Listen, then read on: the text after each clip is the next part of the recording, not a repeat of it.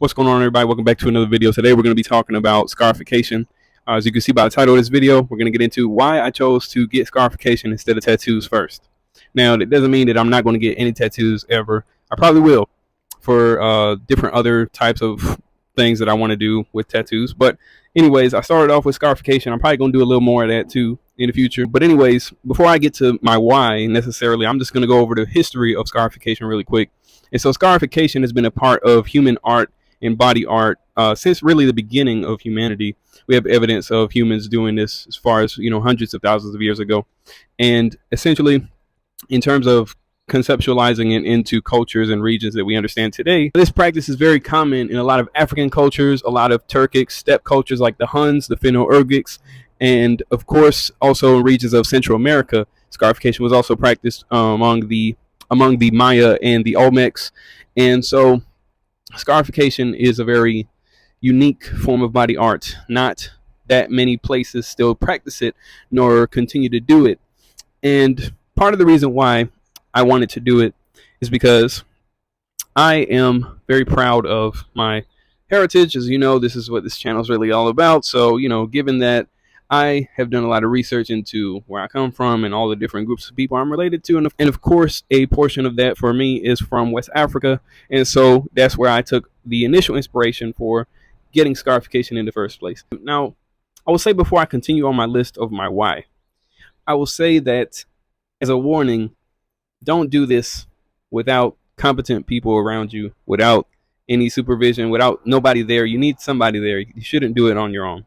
Or you should travel somewhere where they do it, where they know what they're doing, they're clean, and they have, the proper equipment and everything so that you don't get an infection or, something bad doesn't really happen. So make sure that if you decide to do this, either consult with somebody that does it, which there's not that many people that do, and it can be very pricey as well.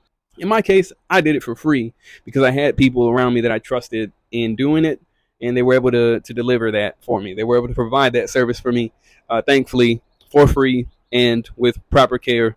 And thankfully, I didn't suffer any horrible alternative outcome from doing it my way. But anyways, essentially, the way that I did it was after researching and learning more about kind of the essence of the scarification process. In a lot of cultures, of course, it was just symbolic in terms of art. It could symbolize anything that you really wanted it to. However, of course, in the Yoruba culture, for example, certain scars on the face can determine what group of people you belong to, what city you belong to. And that traditionally was something done at birth to identify groups of people in that region for each particular city or region of the Yoruba kingdoms. But in some cultures, it is also a part of a rite of passage.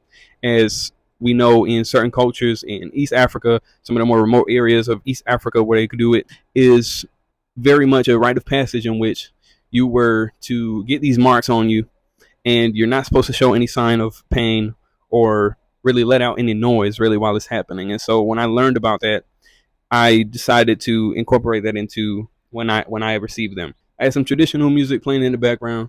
I was just focused on the reason why I was getting them done, and I just tried my best to not show any sort of weakness, not show any sort of pain, and I succeeded in doing it. I told myself if I didn't succeed in that, I would stop where I was at and try again another time, reconsider if it's something I really wanted to do. But luckily, I was able to push through it, and I was able to get them all done how I wanted them to be done. Now, there are different types of markings with scarification. For example, the flat mark, where it is raised a little bit after the fact, but it's because it's linear and you're not cutting off a chunk of skin.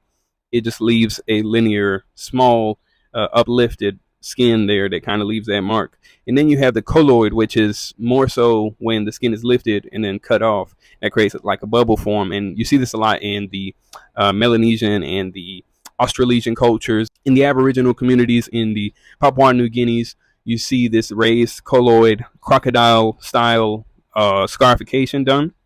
And I haven't done that one yet, but I have not that one specifically, but I do plan on getting some round colloids maybe on my arm at some point.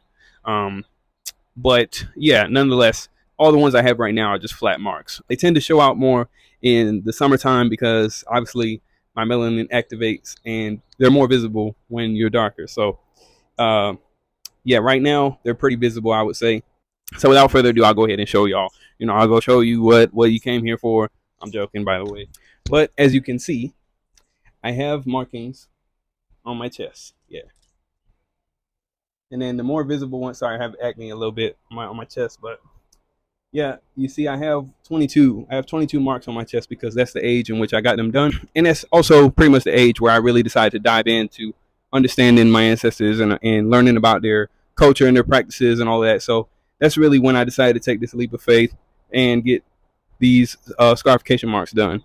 Now, of course, the more visible ones you can see are on my abdomen, on my upper abdomen, and those 9 represent me and my younger sister were 9 years apart. So those 9 that you see there are symbolic of her because those are 9 marks for 9 years of separation between the two of us. And yeah, so like I was saying, I'm probably going to get some round colloids on my right shoulder at some point. If you ever seen like Black Panther, the Killmonger shoulder thing, or he had it all over the top of his body, but I'm just going to get in a ring. I have a whole design, maybe I'll put it in this video right here or something. But basically, that is why I got scarification instead of tattoos.